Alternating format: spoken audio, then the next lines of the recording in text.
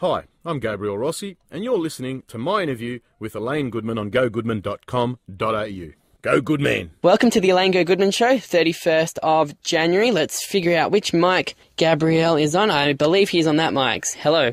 Am I live? Yes! Got it. Well done. Got it in one. Happy birthday, by the way. Thank you. Yeah. Oh, by the way. Uh-oh. Hang on. Mine's in 3 days. I know, you're turning 35. 45. 45. We'll say 35. Have a cool bet. Are you turning 35? No, I'm 25. Yeah, well, you said 25. I said 45. No, I'm trying to correct. I'm trying to give you a compliment, man. I don't lie about my age. I'm actually I'm not a woman.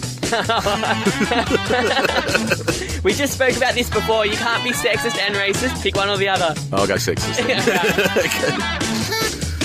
That was weak. This is how it goes. Well, that was even worse. You know this song by the Beatles? Are you old enough? I know the songs by the Beatles, but I wasn't born then, okay? Right, okay. Okay. So, they were in the 60s, man. I'm a 71 kid, you know? Oh, that's almost the 60s. Yeah, not quite. Right. Cool, so that was the intro that I had planned, and I think it went pretty well. My son actually has his birthday on Tuesday as well. Oh, right. Yeah, he turns 4. Oh, that's a... No, it's a terrible age. It's Is it? horrendous. No, I was going to say, it's a good age gap between you and your son. 41 years, yeah. He's going to be 19 when I turn 60. He was actually supposed to be born on my birthday, and the obstetrician said, we're going to induce him on the 2nd. And I said, why? And he goes, because I don't work Fridays.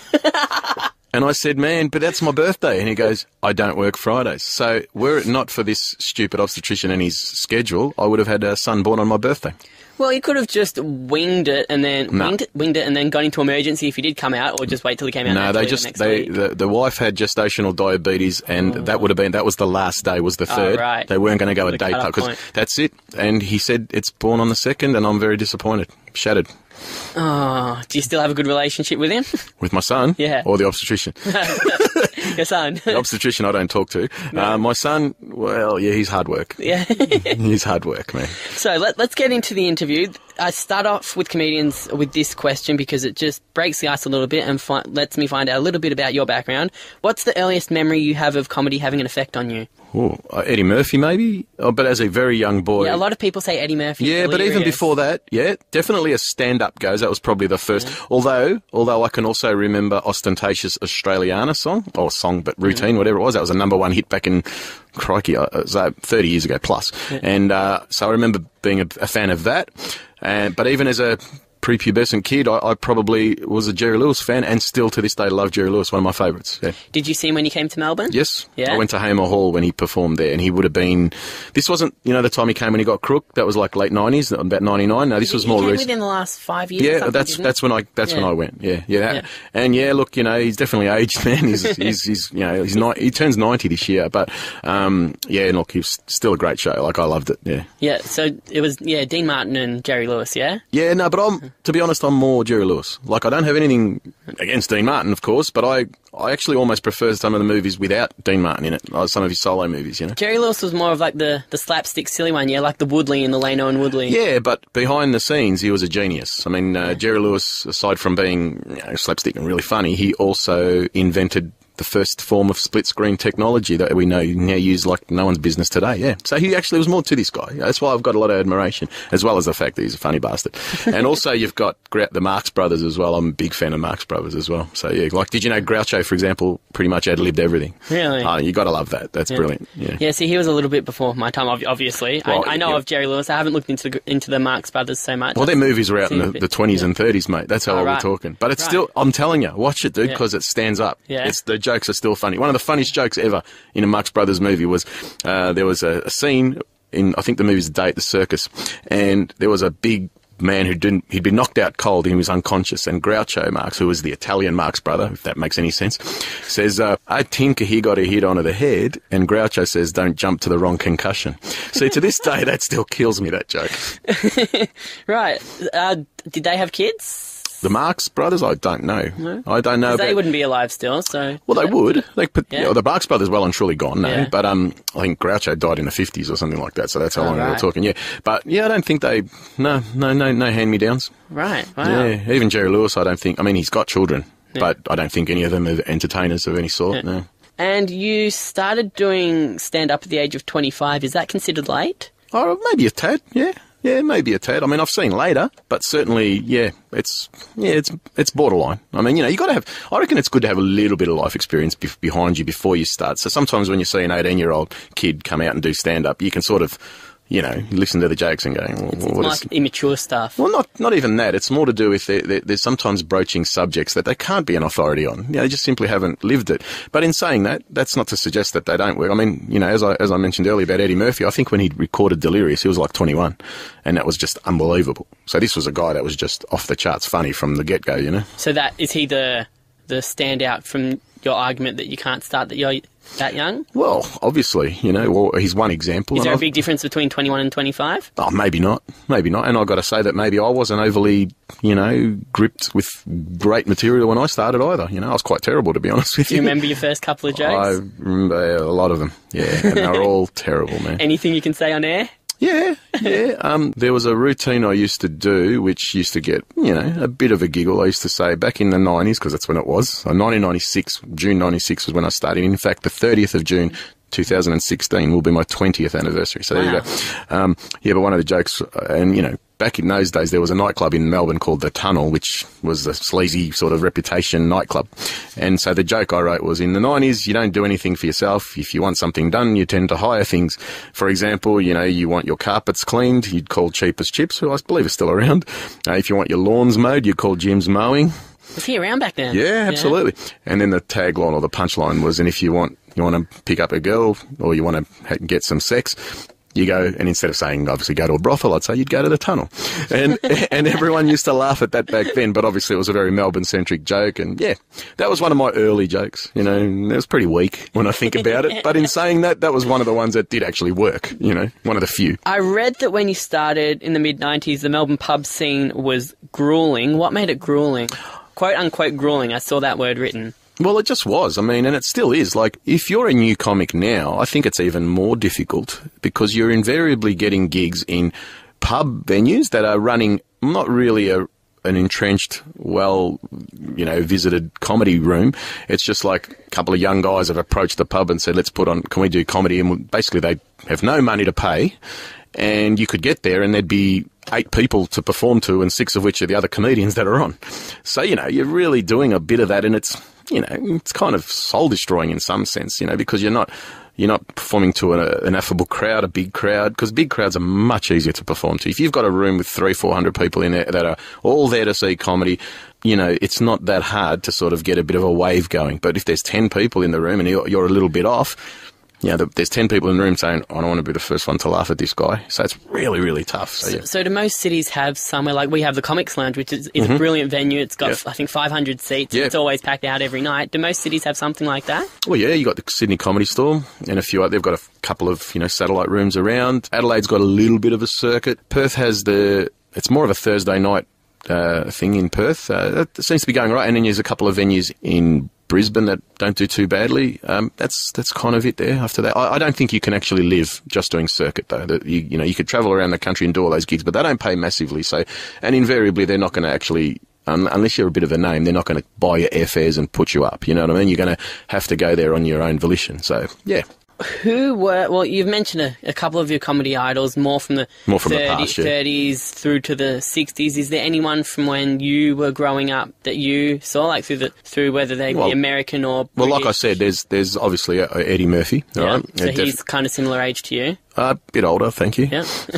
Actually, maybe 10 years older. He actually I looked him up the other day. He's 54, I think. Right. Yeah, which is kind of surprising, actually. That sort of snuck up a bit. Yeah. Yeah, I mean, Seinfeld came out and I got into that show. And in modern times, I've sent you that clip, Michael McIntyre.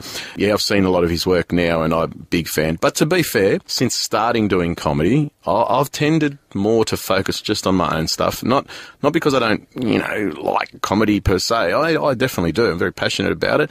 But it's just all-consuming, you can't... I mean, I know there are comedians out there that go to shows and watch other comedians, and I'm sort of not really like that. I'm more into, more introspective, more trying to find my own sort of voice.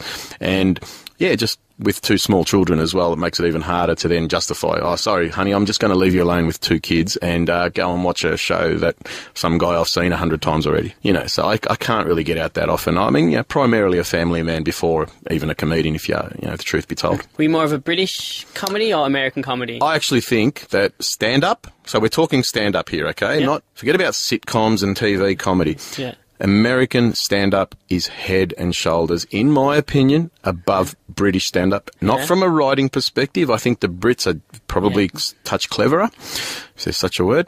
I think the Americans are what I believe to be more all-round performers, which I think is an underrated commodity, because I think so much, people emphasise about writing and that, but if you can't sell it, you can write the best jokes in the world and no one's going to laugh, mate. Whereas the Americans...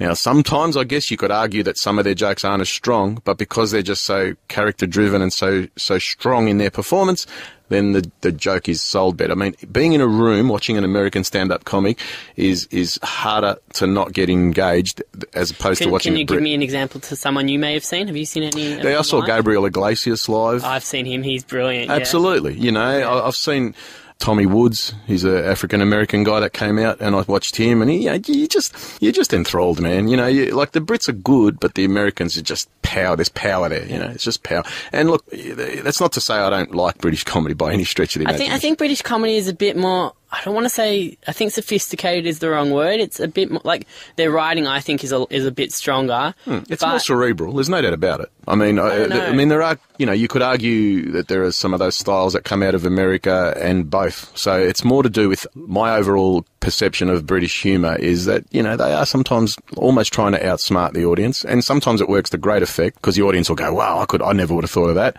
And in other times, it's like over their heads, man.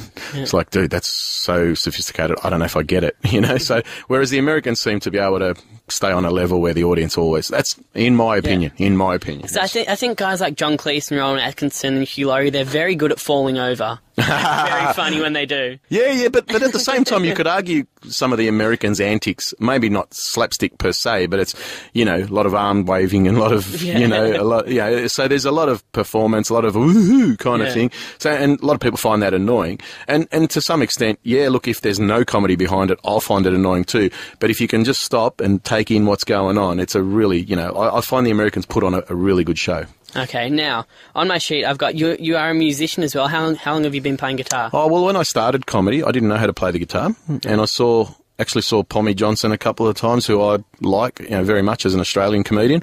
And he was very musical, and I loved it. And it made me go, all right, I'm going to go and learn guitar.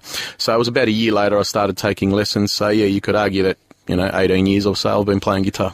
Do you have... I know you do a lot of Italian versions of songs. Yeah, that's always fun. Do you have an Italian version of Happy Birthday? Because it's my birthday today. It's your birthday in 3 days. No, I don't. No? I can sing the Italian... I can sing it in Italian to you if you like. It's Tanti auguri a te. I know how to sing. Same tune, yeah? Yeah, that's it. Yeah, well, that's what we do. That's how we sing. Oh, yeah, it's a universe. The people... Have you heard about the people that wrote the original Happy Birthday? No. That family still gets royalties to this day. Really? Yeah, man. And it was like in the 1800s, I think. So who's the family? How old's the family now? Because it'd be the... No, but generations on, they still get royalties, man. I swear, I read about it not long ago and I was amazed. I thought, well, fair enough. But the guy that wrote it, what a genius. And it's probably the most simple chord progression on the planet. But, it does the job. But no, I can't play it on the guitar. I've never learned it. All right, okay. Never felt the need. Right, so then let's go a totally different way. What are some of your favourites that you play on stage, whether it be from the 80s or from today? What do you I can tell you that, to this day, one of the first parodies I ever wrote is actually one of my best ones. Yeah. And that sort of shits me a bit. Oops, if I just said that. But it does. It annoys me because I'm thinking... You get 3 strikes on community radio. Okay, well, there's one. Okay, oops. But no, it does. It kind of peeves me a little because I'm thinking to myself... Well, I only just started comedy and I only just learnt the guitar when I wrote this, and I don't know if I've been able to top it, That's that sort of thing. But I did a parody of John Cougar Mellencamp's Jack and Diane. Yeah. Well, the premise of the parody was, say, John Cougar sings about American kids. So how would the song have gone if he wasn't from America, if he was from somewhere else? And so, for example, if he was, like myself, an Italian-Australian living in Melbourne, this is how the song may have sounded, right? It would have gone like this. Little ditty about Maria and John. Two Italian kids growing up in the heart of Lygon. And Johnny wants to be a porno star. And Maria and John's love life was in the back of John's car, because even though they were in their early 30s, they still lived with his parents, and his parents never went out on a Saturday, so he couldn't use his room, and he was a bit tight and didn't like going to hotels. And if you think I'm speaking from experience, you can get lost. I just imagine everybody loves Raymond. Yeah. Actually, you talk about Ray Romano. Have you seen his stand-up? I've seen a little bit of it. It is brilliant. That guy, the facial expressions, like, they are, to me, what kills it. Like, his material's really good, but watching him, like, I think if you listen to it, it'd be funny. I think if you watch it and look at his face, and it really sells it. So that's a great example of a modern-day American. Oh, crikey, he's in his 50s now too, isn't he? 60s. No. I think he's almost 60. Well, he may well be. But reality is that, I love his performance levels. And, look, I can definitely relate, because he's lived my life by the sounds of it, Oh, yeah, well, look, I mean, I lived at home, with mum and dad, and I was the youngest. I was the spoilt one. I didn't have to do a thing around the house, and, been married twice, and married a second time to an Italian girl, and that's going okay. But the first one was to an Australian, and, that was tough.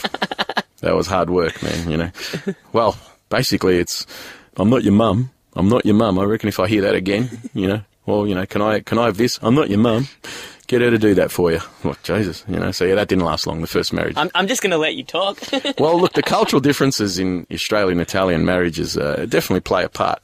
She used to complain all the time. Why we're going to visit your mum for? We went there last year. All that sort of stuff. So everybody loves Raymond. Oh, my God. What do you mean you have to put money in the bank?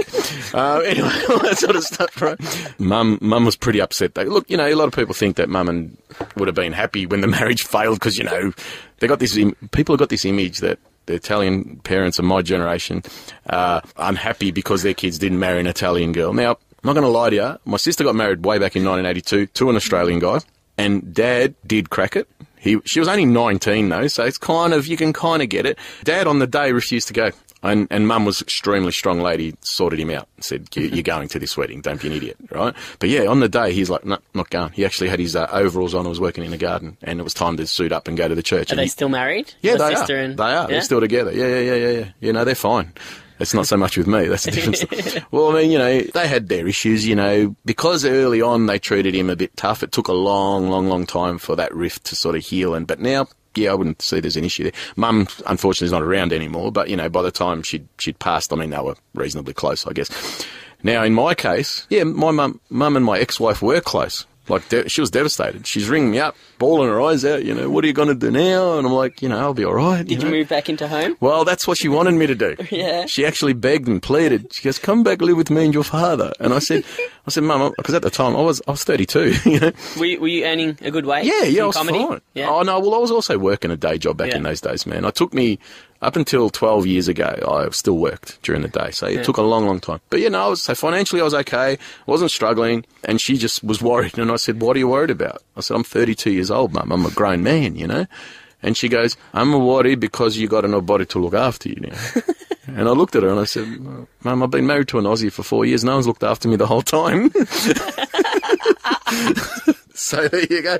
But anyway, and it was only a short time after that I met my second wife. So, And, we're going all right. We got married in Italy. Yeah. Did you take the parents over? No, well, Mum had already gone by that stage. But no, it was one of those things where I got married in Siena, just an idea, a bit of a romantic, beautiful town square, Siena. You should see the place. It's very famous. It's called Piazza del Campo, and it's famous also because twice a year, you won't believe this, it's all concrete, yeah? It's Italian, duh. But twice a year, they actually, you ready for this? They bring in a truckload of dirt and put it all the way around the square in this big circle. I know I'm doing the actions and no one on radio can see that, but anyway. I'm glad. It sounds like you've done radio before. Yeah, I know. But in saying that, so what they do is they bring in all this dirt and they have, you ready for this? A horse race. Yeah, the Italians are crazy, right?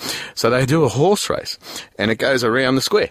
And it's called Il Palio. It's very famous. It's like, in fact, if you ever, in passing, watch the James Bond movie, Quantum of Solace, that's the movie. Yeah. The opening scene is Piazza del Campo during Il Palio horse race. All right, so if you're ever watching Quantum of Solace with James Bond, this is the recent one with Daniel Craig, and you see the opening scene, that's where I got married. That's the town square. Anyway, and so I'm a bit of a romantic. I decided to go over to Italy and get married. And the most romantic part of that day was that we finally got to meet.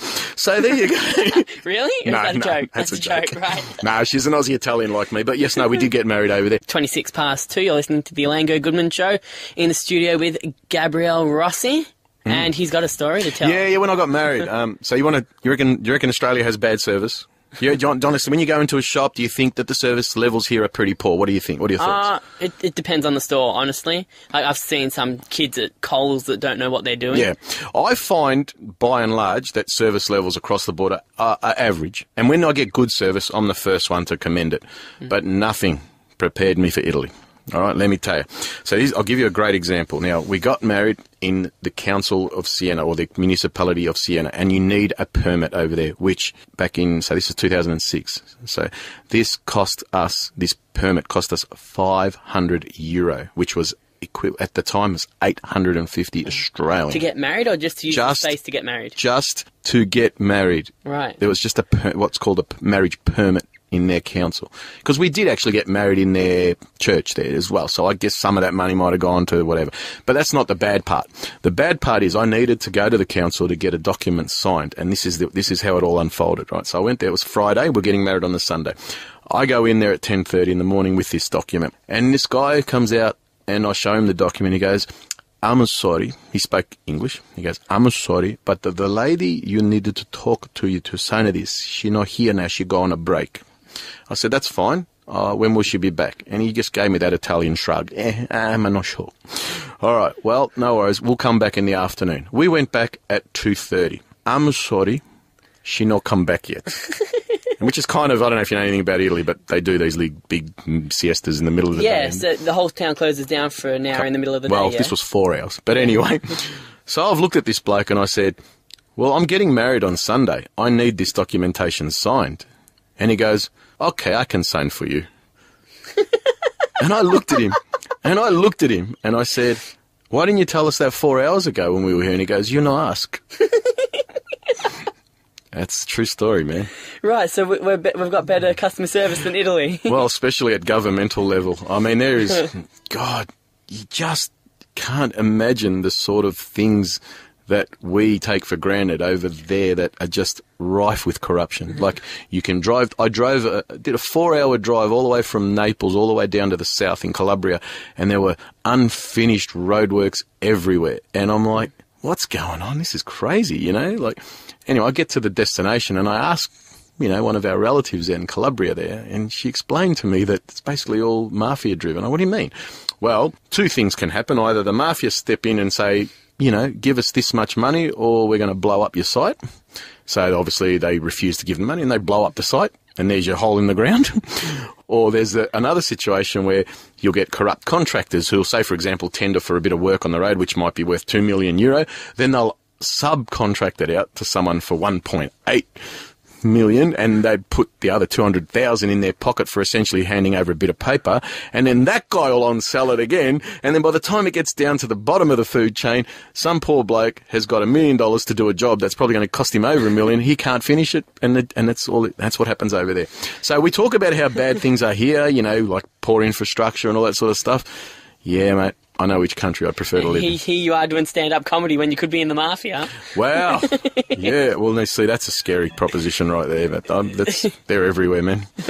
Right, so we've done the first song. Okay, in the early 2000s, you toured a lot with a guy called Joe Avati. I still work with Joe a fair bit. You still work with Joe? I've heard his name thrown around quite a lot. Yep. What was your chemistry like, and what similarities do you have in your act? Well, how it all came about. See, Joe's a very, very much geared towards an Italian audience when he does his bilingual stuff. He actually does a bilingual comedy show. Yeah, I've seen part of his bilingual stuff on YouTube. Yeah, right.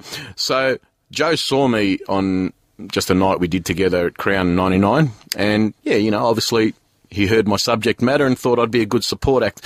And he took me on a tour of 2001. We went to England. Yeah, man, look, we're pretty different though, even though we may talk about similar things. I mean, my style's a lot edgier than his.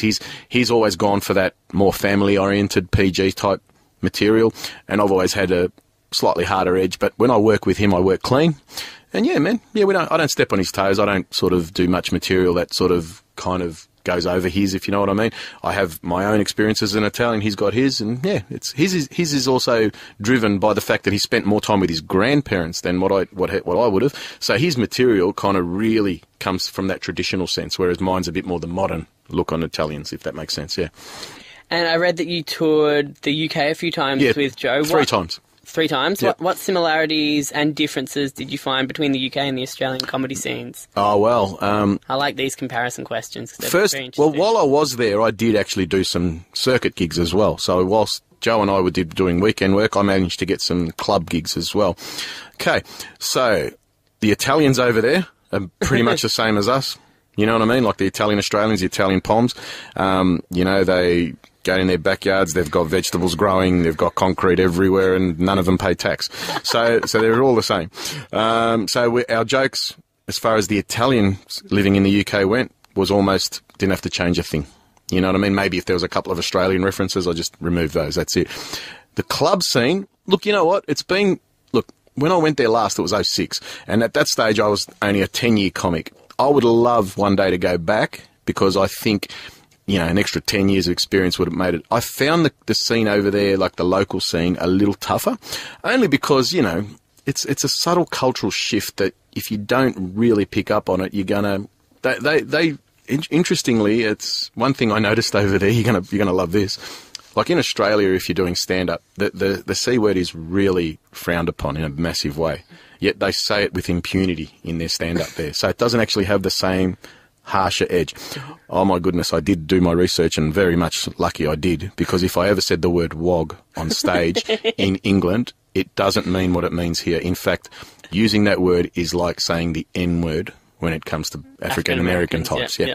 Because they use that word over there to describe black people with black skin. So thankfully, I knew that going over there. So when I was doing... But can you say it if you are one? Not, but I'm not to them. See, if I drop that word over there, I'm, you know, referring... Oh, they're Even really... You've got an Italian background? Doesn't matter. You were born here? They don't... Here's different, but over there, they don't say that towards Italians. I mean, maybe if I said dago or wop or something like that, but the other word over there, oh my God. Even like... over here, we refer to people from Pakistani origin as Pakis, maybe for short.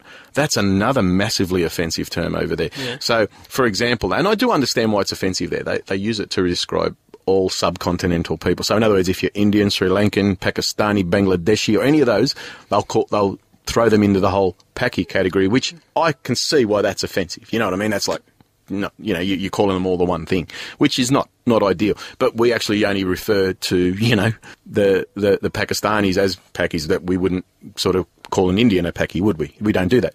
But yeah, I'm trying to explain to my friends over there that it's not an offensive term, and even the word wog's not offensive here, or as offensive, you know, it can be in the wrong context, you know, but they just wouldn't believe me. They would not believe me. They were that entrenched in that culture that it was no explaining I could do to them to actually convince them that in Australia those words were not going to hurt or get people in trouble. I mean, that's why I said to him, I said, Pakistani cricket team, it's Australia against the Pakis. We say it like that. Oh my God. And then I said, you should see what we call the West Indian cricket team. And they started going, what? I said, I'm kidding. We don't call them anything. You know, but I was trying to imply that maybe the N-word might be. And he actually almost believed me when I said that. I said, no, I was actually joking. But anyway, they're crazy. Do they appreciate the word pom? Well, I don't even know if they use it. I don't think they've got a real issue with it, though, because I do know that the Aussies against the Poms in cricket doesn't sort of offend them, if you know what I mean. Welcome back to the Elaine Gogoodman show. Before we play Gabriel's video that he chose, got a couple more questions. Have you got an American tour on your bucket list? I don't know. It's a tough one, man. Yeah? You know, look, I'm a father, man, a 7 and a 4-year-old, and I don't think even getting to America is not as easy as you think. You got to go through immigration and stuff, and they're pretty brutal. And their sense of humour is very conservative as well, I think. Yeah, look, I still reckon I could... Look, have you ever heard of Lisa Lampanelli? She's an... Yeah, I've found a radio station. She's brilliant, mate. And she's edgy as all buggery. I mean, I saw her, like, do a video clip and she was, really ripping into, for example, all different ethnic groups, Mexicans, like she was talking to a guy in the audience, where you from? You Mexican? What do you do for a job? I'm just kidding. I know you don't work.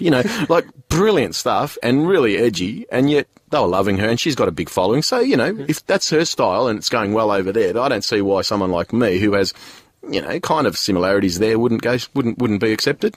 In your... Okay, so this is where it gets a bit more interesting. I want to go into depth a little bit more here. In your act, you look at a lot of stereotypes, and living in Melbourne must make the job a hell of a lot easier. Yeah, it does, actually. Good call. Yeah, good call. What drew you to that kind of humour? It's just what I've known all my life. It's not I didn't wake up and go, I'm going to talk about this stuff. It's just what I know. I grew up in Glenroy, a very multicultural area. I went to school with all manner of backgrounds, religious and racial, and I just know. I have a lot of Turkish friends who are Muslim. I have a lot of Lebanese friends. I have a lot of Italian, Greek. That's what I know. And I have a really big chunk of Aussie mates as well. So that's why I give them a bit of a serve as well. So it's not by design. It's just, comedians, if you ask me, should just stick to what they know. And that's what I know. I know multiculturalism. One of the things that you do talk about in your act is political incorrectness in comedy. Yeah. Well, I don't think politically correct humour is any funny at all. No? Well, what's a politically correct joke that you can remember?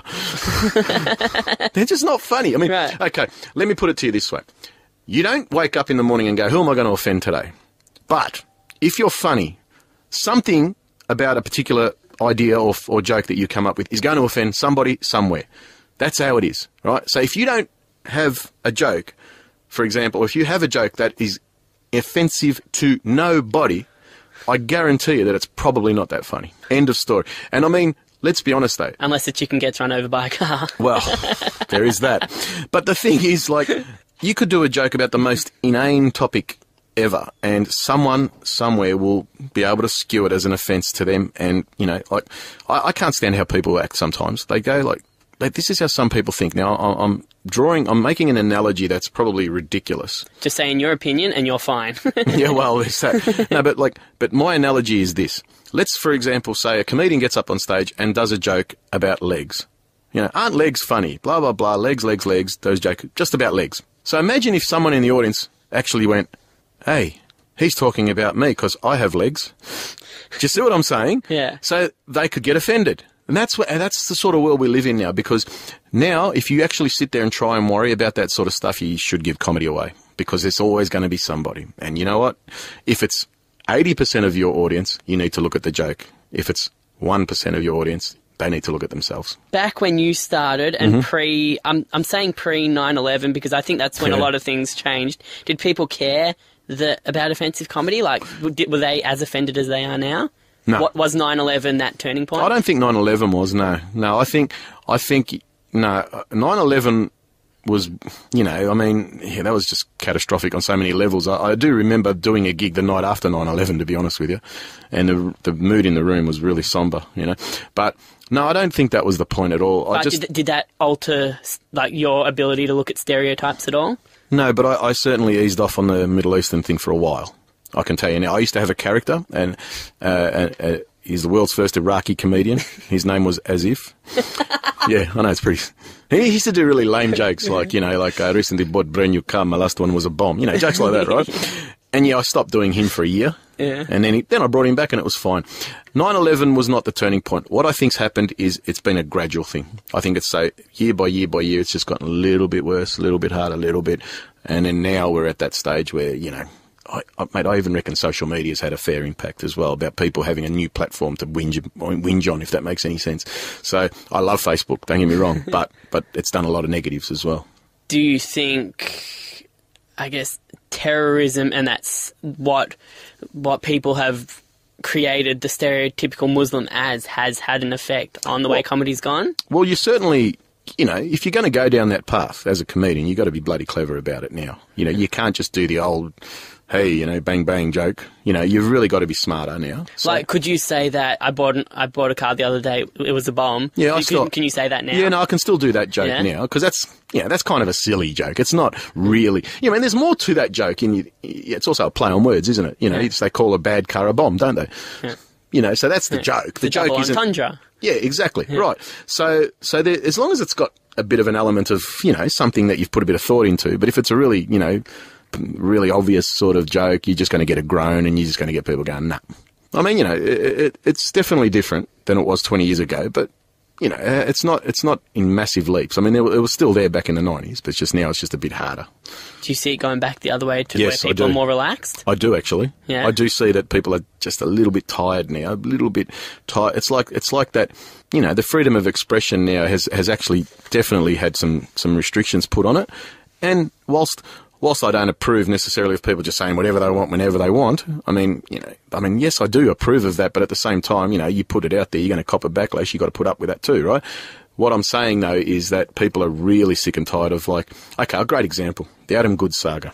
Right now, there are so many people out there that took great umbrage in the simple fact that they, as football followers and people that go to the football, were just instantly labelled racist if they didn't like Adam Goods. You know what I'm saying? So you don't like him? Well, you must be racist. And there are people out there that are going, well, hang on a minute. No, I don't like him it's got nothing to do with the colour of his skin. I've never liked him as a player. He annoys me. He just walks around like he loves himself. That sort of attitude, right? Whether it's correct or not, that's their thinking, right? I mean, if you hated, for example, every Aboriginal player, then you're probably racist, right? But if you hate one out of the 70 or so that are running around in the AFL, that might just mean you don't like that particular person. So, yeah. So people are getting sick of that sort of, being thrown under a bus and saying, oh, you must be racist. You don't agree with us, you're racist. You don't do that, you don't like this, you're sexist. So people are getting sick of that. So slowly but surely, there's even a new political party that's, I guess you could argue it's pretty right-wing. I think it's Australian Liberty Alliance. But you watch that, they'll get some votes in the next election because the two majors are losing their way and because of the backlash to political correctness. People are sick of it. So this is going to be their little protest. And I saw you've done a bit, I've seen it on YouTube, about Baa Rainbow Sheep. Yes. Do you think that'll ever go back to Baa Black Sheep? Well, probably not. Yeah. Did schools actually teach Baa Rainbow Sheep?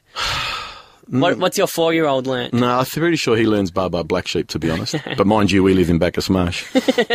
Do you really? Yeah, I do. Yeah, right. We live that's a fair schlep to hear. Yeah, but that's okay because I'm going to North Melbourne afterwards. Yeah. So that's why I said, no worries, I'll come and do the interview. Look, the ones that have done it probably won't go back.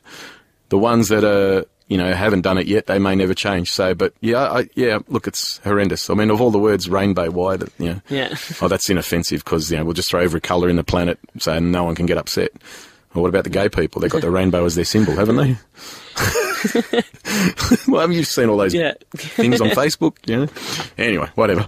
It's like the government trying to organise things that they don't know anything about. Like when you see these global warming meetings, is there ever a scientist in there, or is it all politicians? Oh, don't get me started. This is a 2-hour conversation, Elaine. And maybe some of your listeners will start complaining if I start putting my thoughts forward on global warming.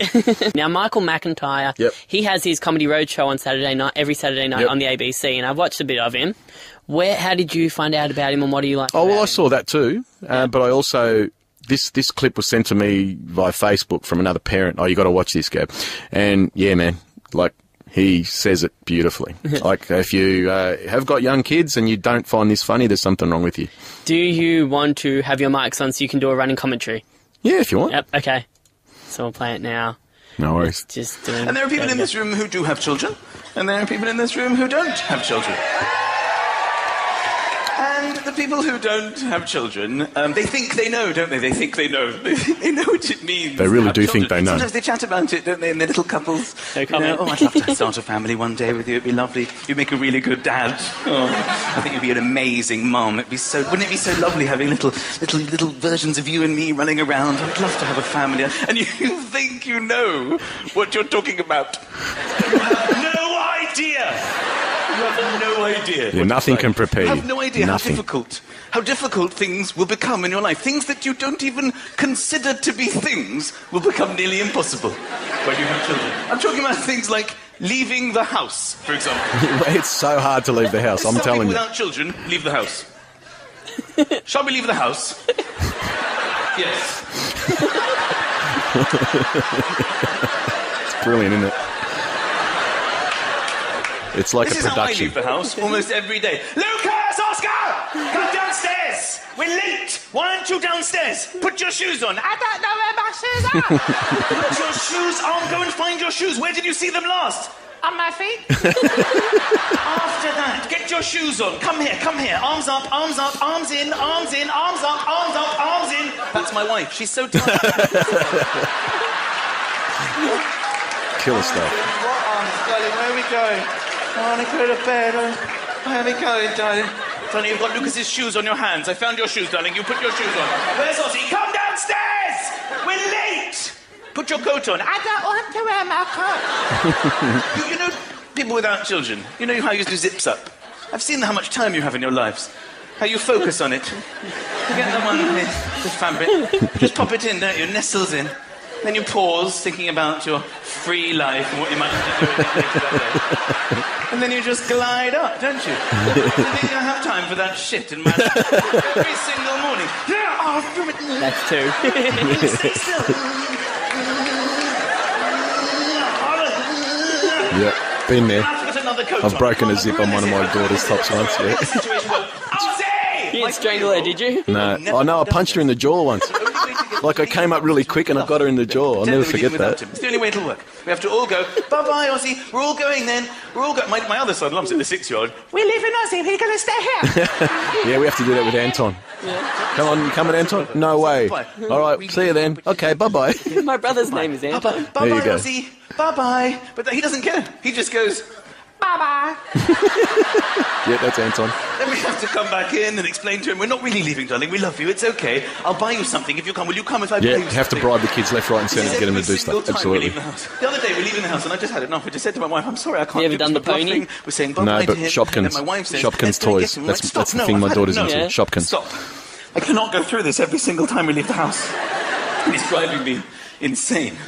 Okay? I say we call his bluff. I think he has to learn a lesson. Okay? Let's go. Let's just go. Let's go to Corfu. Let's have a nice holiday. Yeah, no, we're just beside ourselves. No idea what it's We like. go away on little family trips and we're more tired when we come home. No Yeah. idea. Driving, you go driving. You drive in cars, don't you? Driving along. Yay! What's the biggest drama you have to put up with? Oh, it's a bit chilly. Oh, put the blower on. Oh, that's nice now. Oh, look, they've opened a new Carluccio. We should go there. We could go there any night. Oh, what's this song? I love this one. Freedom! Freedom! I strap my children into the car. I work out what'll cut off the blood supply, then I ease it a bit. Yeah, my wife is always at me. I never have the belts tight enough, apparently. We try and Always behave at me. normally. Oh, what's this song? It's The Wheels on the Bus. Yeah. Yeah, and you turn it off. You drop the kids off, and the song's still going, and you forget. New Carluccio's there. We will never go there. The other day I was checking my children in the rearview mirror to see that they're safe. We're on the motorway, okay? You just angle it to check that they're both okay. Because Yeah, I do that. You're looking after them. Neither of them were there. They had both wound the windows down and had their heads on the motorway out of the window. Both of them, either side. My wife and I just lost it. Can't hear us. They're having the times of their lives. I don't know if my kids are old enough to do that yet. 80 miles an hour to stick my head out of my window to try and communicate with my child. Get in the car! What are you saying? My wife's doing it too. Get in the car! What is it, Mummy? All four of us had our heads out of the window. It's very clever, and it's very accurate, unfortunately. Oldest couple who's driving past. Oh, look at the kids. I'd love to start a family one day. You have no idea what you're talking about. Sleeping. Yeah, it's another one, mate. Sleeping at night. This is how people without children. Yeah, most nights, yeah. Good night, darling. Good night. Good night. Sometimes you go, sleep well, and the other one goes, I will. I will. That's how cocky, how arrogant you are. I know I will. Good night, darling. Have a good sleep. Good night. It's been a long time since my wife and I said good night to each other, okay? Now we just go, good luck. Have you ever said those words? I don't even, half the time I don't even sleep in the same bed anymore. It's just like... Sometimes they just wake up wide awake in the middle of the night. I'm asleep. It's like 2 o'clock in the morning. I wake. You know when sometimes you don't realise it, but you sort of half open your eyes. Sometimes when you're asleep, I half open my eyes. My son is in my face. What the hell are you doing here? What time is it? What time is it? 2 o'clock in the morning. What do you want? I want to go to school. Go to school? What are you talking about? It's to go back to bed. I've got my shoes on. You do. You found your shoes. I fixed my jacket. How did you... What are you doing? It's 2 o'clock in the morning, you idiot. Go to bed. Where's Ozzy? He's by the front door. He's never been there. It's 2 in the morning. Yeah. I regularly get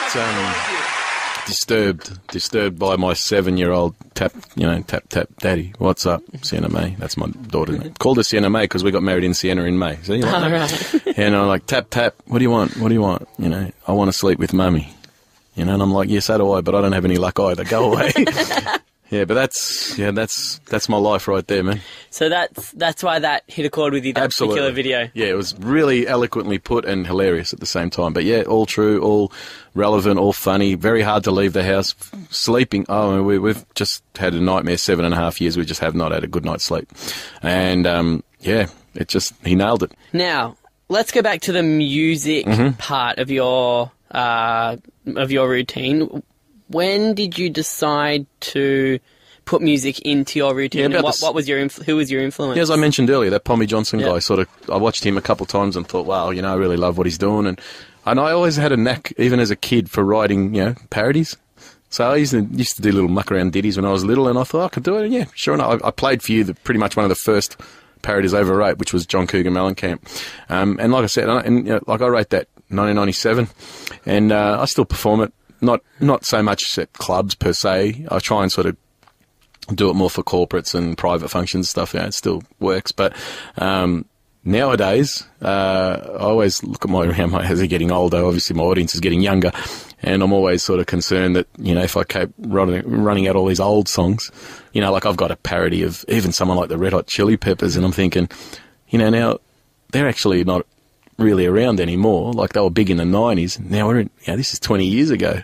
So I thought I better get cracking and start, switch on some of the... So I've been scouring the charts. Oh, your poor ears. Yeah, tell me about it, yeah.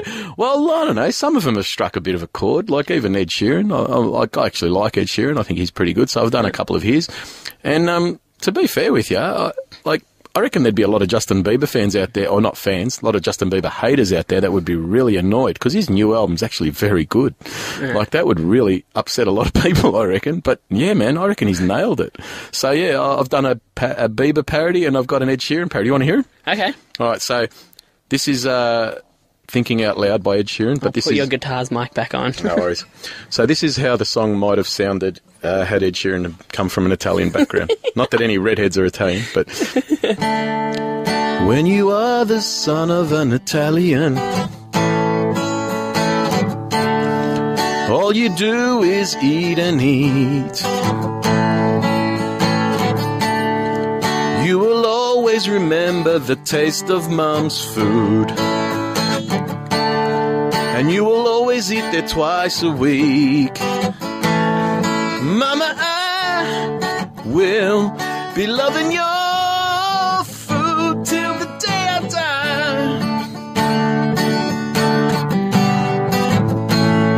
Yeah, Mama, I could eat your food, but can you teach my wife? Now, Bieber. That was an interesting... Hang on, when did you talked about learning to play the guitar. When did you figure out you can sing? I'm still not sure I can. Still not sure? Well, I can sing, but I mean, look, it's limited. The voice is limited. I kind of just pick songs that I can... Yeah, that don't have too many variables. No, yeah. Look, I've got a limited range. I mean, I'm probably, lucky to get 2 octaves out of this voice. But, but like when I'm mad... You know what the word octave means. You're better than me. Yeah. Well, mad karaoke fan, I've got to be honest. Like my 40th, which, coming up to 5 years ago, was an 80s fancy dress karaoke night. And I got up and sang in 7 different costumes throughout the night. So I was doing all 80s stuff. How many do you remember? All of them. No, I wasn't drunk. I actually haven't had any alcohol for 10 years. Wow. Yeah, not a drinker. Never really was much of a drinker, and then decided just to cut it out altogether. And it's not from any moralistic point of view, I don't actually like I've got 3 reasons for not drinking. I'll share them with you, right? Reason number 1 is I actually hate the taste of anything alcoholic. I mean, even some of the desserts where they put liqueur in it, even that sort of is a bit off-putting for me. So, I can't get into the taste. Wines, beers, spirits, all rubbish to me. Look, I think a lot of people use alcohol as a social lubricant. They're kind of a bit reserved, a bit shy, right? So I'm not like that. I'm pretty upfront. So whether I'm drunk, sober or not, I'm pretty easily out of my shell. And the third reason I don't drink is because, well, I have always thought that ugly women look okay. So I don't need to drink. That's a joke, that last one, girls. Or the lady that just crashed into a tree there. But all jokes aside, I actually don't like the alcoholic culture that exists in modern society. And I get that. I'm kind of the same. Yeah, I never really got alcohol. I kind of shun it for that reason too, and I don't want to participate, so I stay away from it. Yeah. And believe it or not, for similar reasons, but not as obviously severe as that one, I don't drink coffee either. I have a coffee experience. I've had a coffee once, and it was 4 o'clock in the afternoon. I was up till 4:30 a.m. cleaning my room. Yeah. So never again. I think they might have spiked that one, mate. Yeah, no, my mum made it. She showed me how to make coffee. I made it really, really weak, and it still kept me up till 4:30 a.m. No, I'm just not a coffee fan, and I think I might be termed a rebel against rebellion. Because everyone's doing something, I don't want to do it. Yeah. So everyone too drinks hard. coffee. Everyone drinks coffee. I'm thinking, and the second you start, something new will come along. So it's water and milkshakes. I mean, I still like soft drink. No. Peach iced tea kills me. I love that stuff. Yeah. Are you a tea drinker? No, I don't drink coffee or tea hot, but I'll drink the iced tea. Yeah. The only thing that really upsets me, though, is I know that when I'm drinking the peach iced tea, it's the same sugar content as Coke, and that really upsets me, because it's really nice, and I really get annoyed. And then I tried the light version of it, and it doesn't taste the same.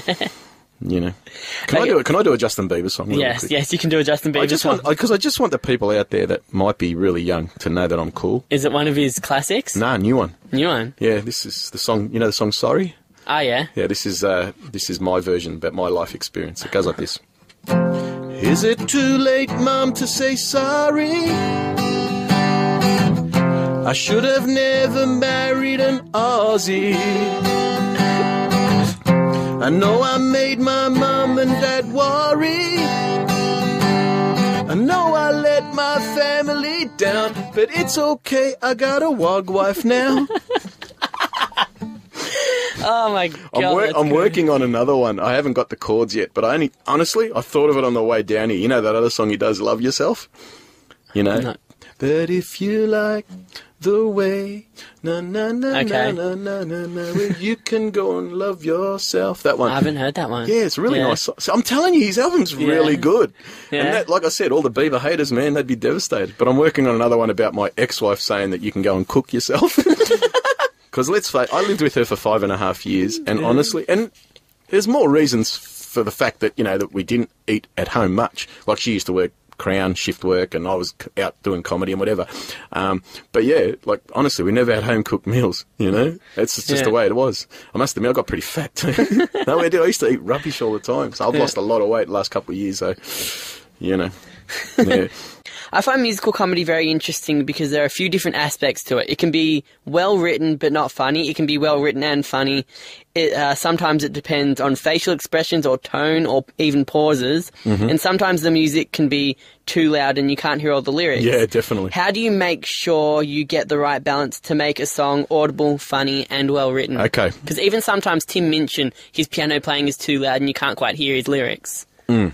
So where's that balance? It's really a great question, to be honest with you. Well, I do write some originals, and the originals are always really, really hard. Really hard to come up with an original, funny song. It is possible, it just takes a lot of work. Yeah. But as you know, I mostly do parodies, right? So with parodies, now, I think that you've got to scan the words correctly. And by that I mean, so, for example, you're listening to an original song. When you want to change the words, I personally think it works only, a decent level if you match it syllable for syllable. So, in other words, if you, keep the integrity of the original melody there by using the same amount of syllables, I think that's really important. So that even some of your songs, like, you've kept some of the actual lyrics, like, sorry, you've kept sorry. Yeah. I mean, because, that sometimes fits. You know, like I did a parody of Wanted Dead or Alive by Bon Jovi, and it was about the suburb of Glenroy. And the big punchline to the song is, you know, because Glenroy, whilst it's fairly multicultural, it's also, well, when I was a kid anyway, particularly, it was fairly Aussie, fairly white, bogany type area. And so this premise of the song is, you know, about an Aussie dole-bludger living in Glenroy. And the last line of the song, you know, and my mum has no idea if my dad's dead or alive. Yeah. So that dead or alive bit was just perfect, and that's what the original song said. So, yeah, sometimes that happens kind of by accident too sometimes. But, yeah, when I keep the original lyrics, I think that actually adds more to the song's integrity, because I think the people will identify with a parody a lot more if they straight away can identify what the original song is for a start. So you've got to make sure that it sounds like the original song, number one.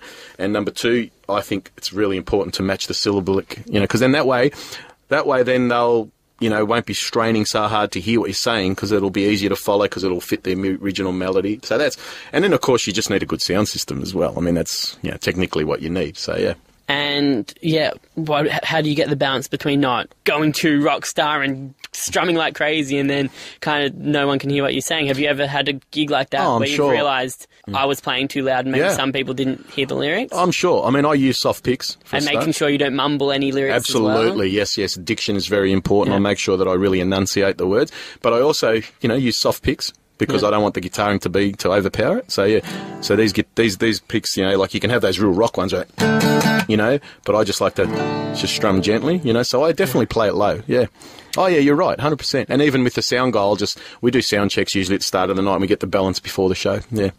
And obviously the biggest parody performer is Weird Al Yankovic. Yeah. Did you see him when he came to Melbourne recently? No, I haven't, but you know, I did grow up listening to his stuff. Loved it. Because he doesn't really keep any of the lyrics, but you can still tell exactly what the song is. Oh, well, yeah, absolutely. Yeah. See, he's one of those weird... See, one of the things with being a parody writer, which is frustrating, is you can't really record this stuff. You know, because the publishers usually won't allow it. Yeah. So someone like Weird Al's been doing it for so long now. Now he's got relationships with all the publishers, and they'll allow it. But if someone like me comes along with a really good parody idea, and I try and I've tried a couple of times to get stuff permitted to record it, and it's been knocked on the head. Australian publishers are the worst. They're just not interested in.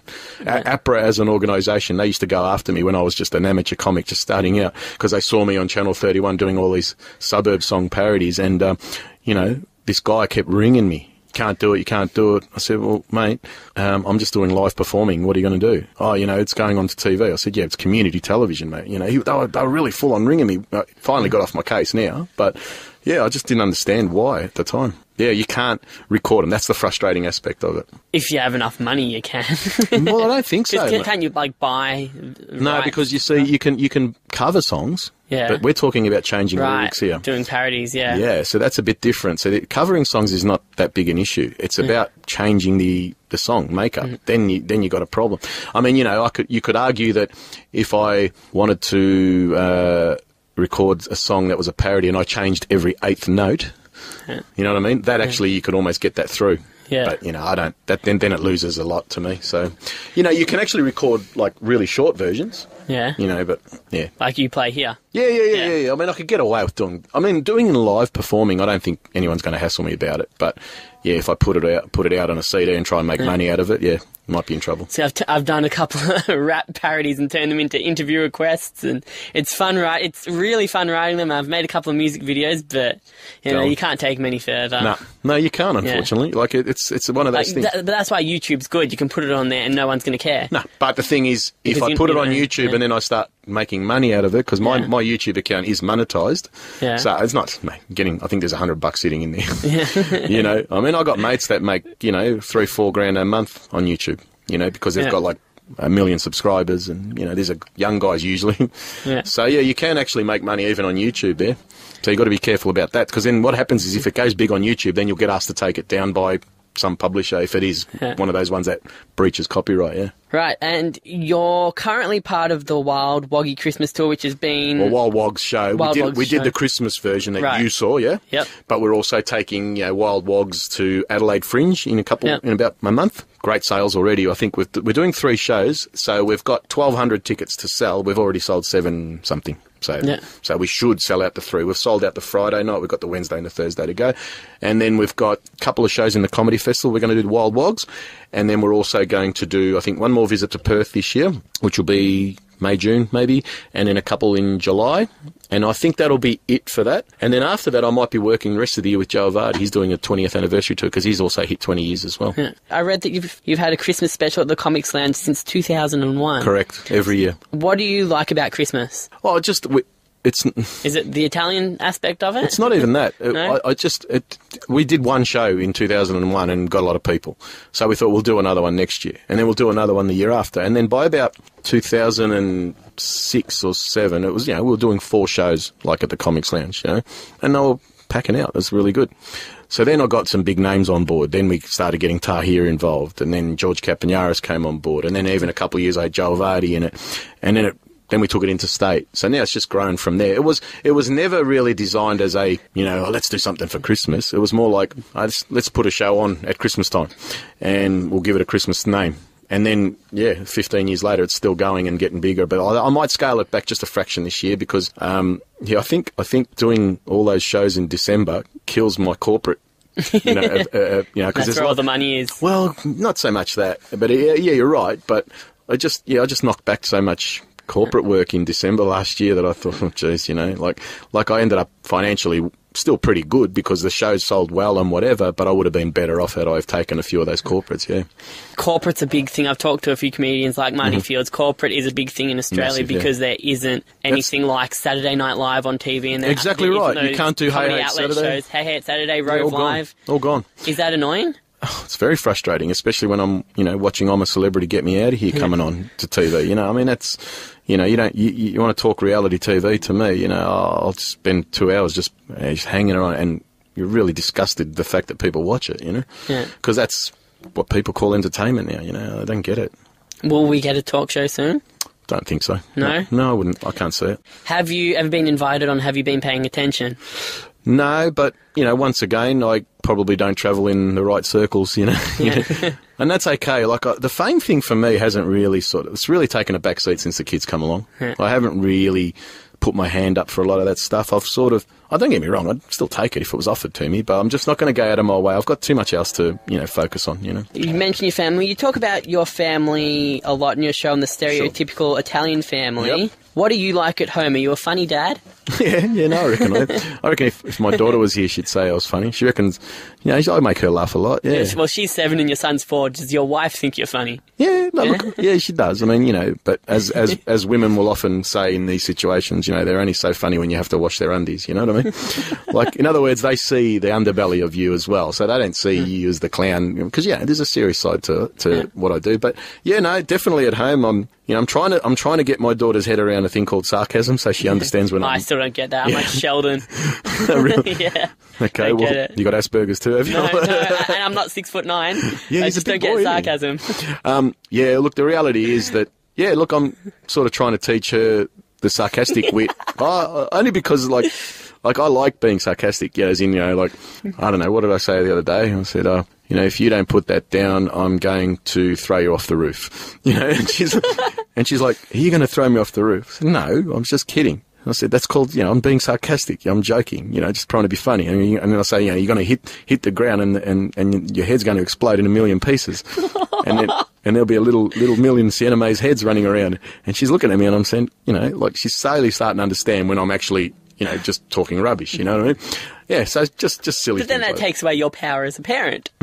No. No, I want her. Look, she's a great kid. The 7.5-year-old, a really great kid. So I reckon, I reckon that she's even got potential as an entertainment value. Like there might be something there because last year they were doing a stage production of just songs from Mary Poppins, and you should have seen her rehearse, and she was even the singing voice was not all that bad, and I was like, so I just want to try and sort of, slowly plant seeds in their head for performance type thing, but mate, she's got a million other things she could pursue too, so I'm not going to try and steer her in this direction. Have you got one more song in you before we finish up the interview? Before I do the last 2 questions about where people can find you? Yeah, sure. Have you got some more classics that you want to share? Well, I'll tell you what I'll play for you. It's another new one, and I've been doing this one recently. You know the song Royals by Lord.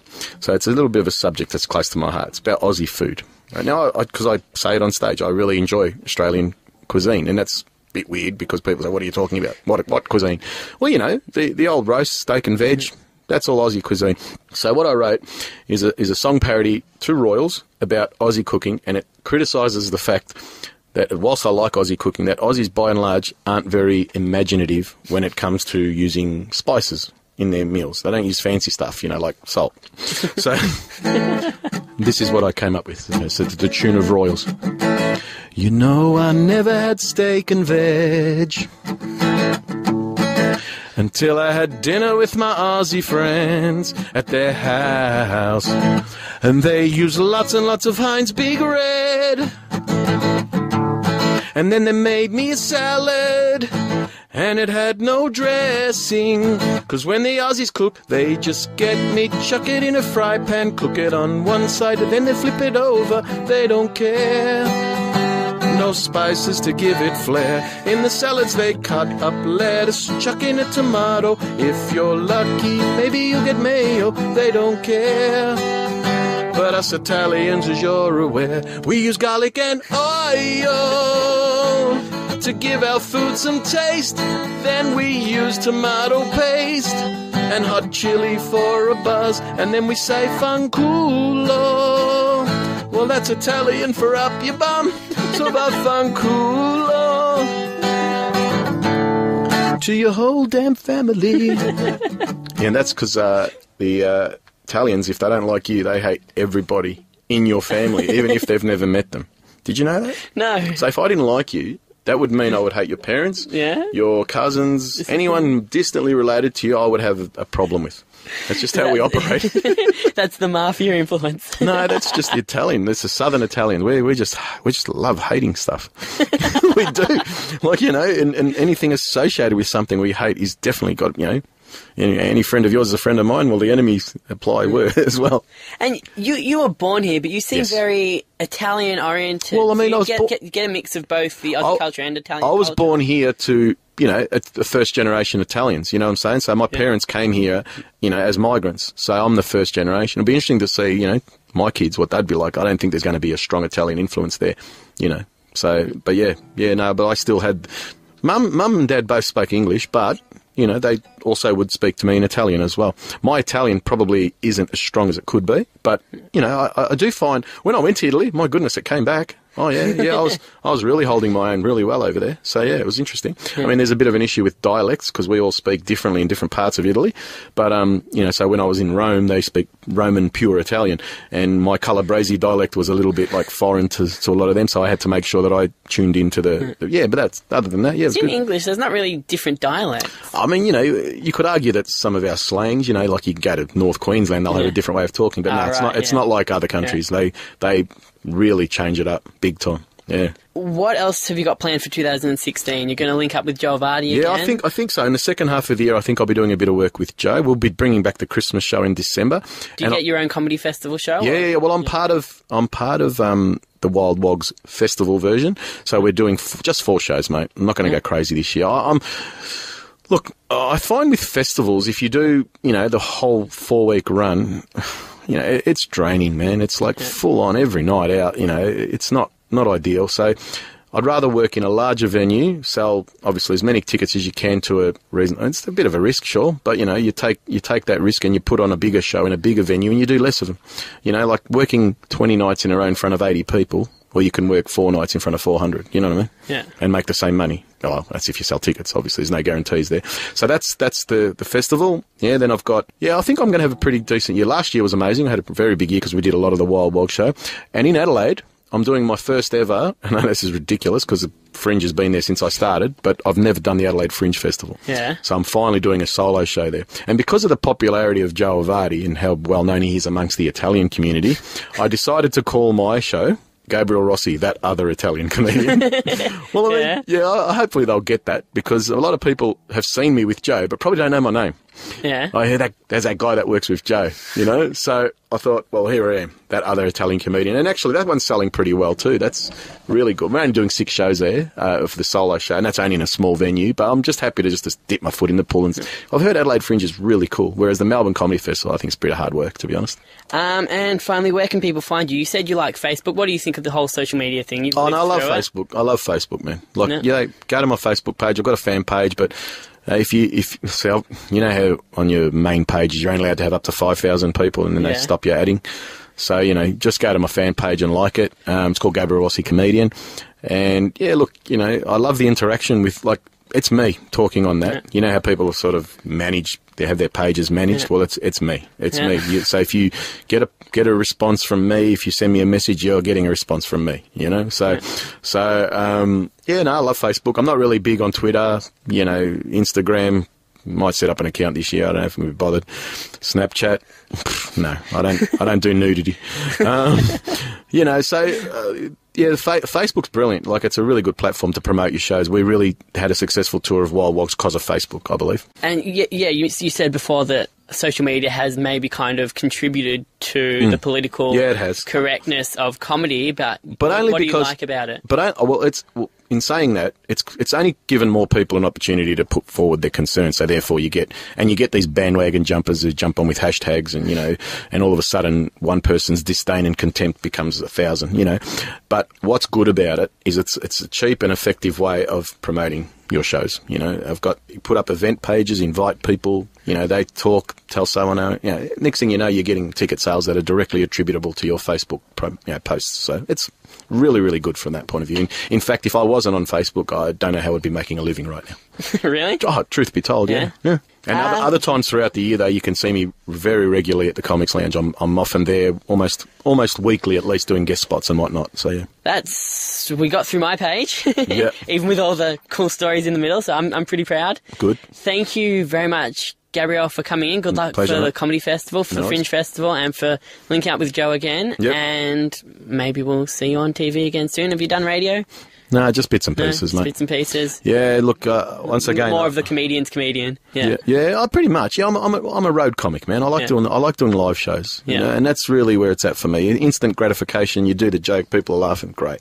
Yeah. Once again, you watch, though, my friend Tahir, who I've been working with now for over 10 years, he's the man behind that new Meet the Habibs show on TV. Yeah, I'm going to watch that. Yeah, well, you know, he's been working on that for a long time. Him and Rob Shahady are more or less the creators behind that show, the whole brains, the whole push. So I'll be interested to see the success of that, because that might open the door for people like me to even put forward some other ideas about anything ethnically based or whatever, you know. I mean, and it's on commercial TV. Like Fat Pizza was stuck on SBS, and his other shows, was stuck on SBS. No, this is huge, man. Like if this actually works, and it's been since the early '90s since anything like this been on. You know, the Acropolis Now show was back then, and that's the last time of any of this kind of genre. Yeah. So it's long overdue, man. So we just hope it goes well. I can already hear the negative, the naysayers already starting to bag it even before an episode's aired, but that's to be expected. But in saying that, you know, fingers crossed that it is in fact quality TV and that people like it, and it might get a few people to tune off bloody My Kitchen Rules and watch some actual entertainment, you know, some storytelling. There's been some bitchiness in My Kitchen Rules. I don't watch it, but I'm almost tempted to watch it because of the bitchiness. Well, what's the point? I mean, it's a cooking show, but then it's not a cooking show. It's a show about people having Big Brother where they make their own food. Big Brother with gourmet food. Yeah, well, you can even argue the word gourmet. But, you know, to me, I'm just appalled, and, you know, that should... Like, reality TV should be like a one channel on Foxtel that people can look at, not on commercial networks 3 nights a week, you know. It's a disgusting thing that it's just killed so much, you know, opportunity for guys like me, you know, and I'm okay with it. I don't really care, but at the same time, I mean, you know, if I'm going to get passed over, can it be for something of quality, you know? Yeah. You know, I don't, like I said, if I'm going to miss out on work, that's fine. Just give me something good. Yeah. And all these people out there that are sitting there, maybe even a couple of your listeners might be sitting there going, but I love that show. Yeah, but just ask yourself, what do you like about it, you know? Yeah. Why don't you just stick your head over the next door neighbour's fence? You'll get the same shit there, you know? 3 strikes and I'm out. Lucky, do you have a... Yeah, no, I'm more of a sitcom / There's very few shows I watch on TV. The only shows that in recent years... And sport. Yeah, well, Mad Sport. I love... You a Carlton fan? Yeah, unfortunately. Yeah, there you go. Classic. Yeah, sad. I love movies, man. Like, so having Foxtel at home, watching movies flat out. I still watch reruns of Sopranos. Still love it. Love that show. I mean, people didn't necessarily get what that show was. It was actually a black comedy. It's funny as. Yeah. I can still watch reruns of Seinfeld. Still love South Park. And as far as mainstream Raymond, everybody loves Raymond. Please. Occasionally, yeah. I'll stick me if it's on the TV. I'll go. I'll have a look. Beyond that, you're asking me what's on network television at the moment. I wouldn't be able to tell you. It's news, cooking, and building. Well, I watch news. I'll watch news. So. Okay, Gabriel, do you have an exit song? An exit song? Yeah. Oh, gee.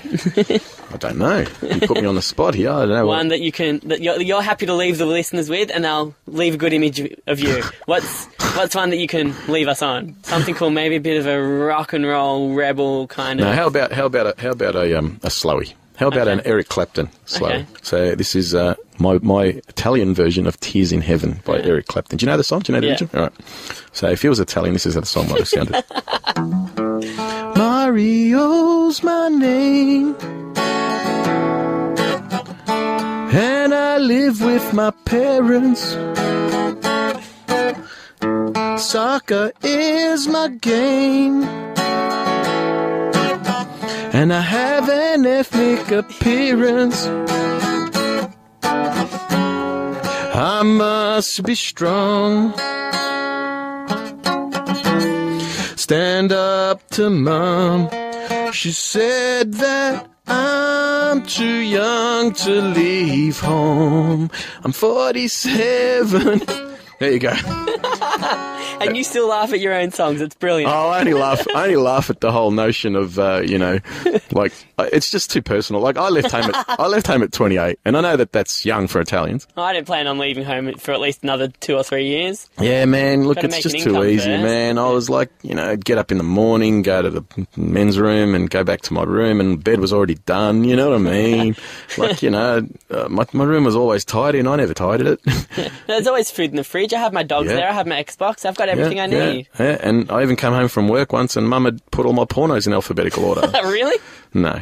Actually, I'll tell you, you know what? I'm going to open up here. Okay, leave us on this. I did have a stash of magazines, and they were under my bed in a box, okay? And they weren't hardcore. They were just like, Playboys, that sort of stuff. Nothing really, gross, but still, I guess you could argue it's pornographic, right? And I seriously went home one night and I looked in the box and I noticed they'd been tidy. They were in neat piles, and I certainly didn't make it that way.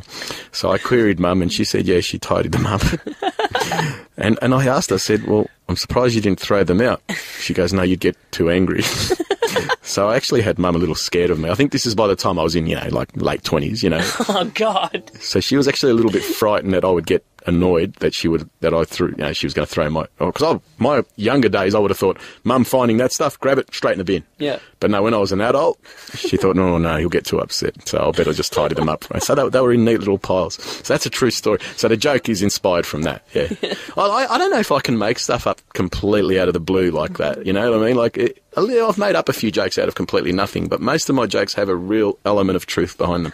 So I talk about, for example, being married to a member of the police force, and that's a fact. My wife's in the job. She's a copper.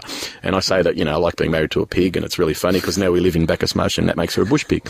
So this is all true. Has she heard that one? Of course. Look, she likes that joke, and I mean, I've got to be honest and say that had she really objected strongly to that joke, I may not I might not get rid of it, but I'd probably not like doing it as much. But no, because I know she's behind it, it's all good, I wouldn't like doing it, but I'd still do it anyway. Oh, probably. I mean, look, it's art, man. Art's going to annoy some people close to you sometimes, especially if you include them in your show. But that's just the way it goes, Did your wife know who you were when you met her? That's an interesting story.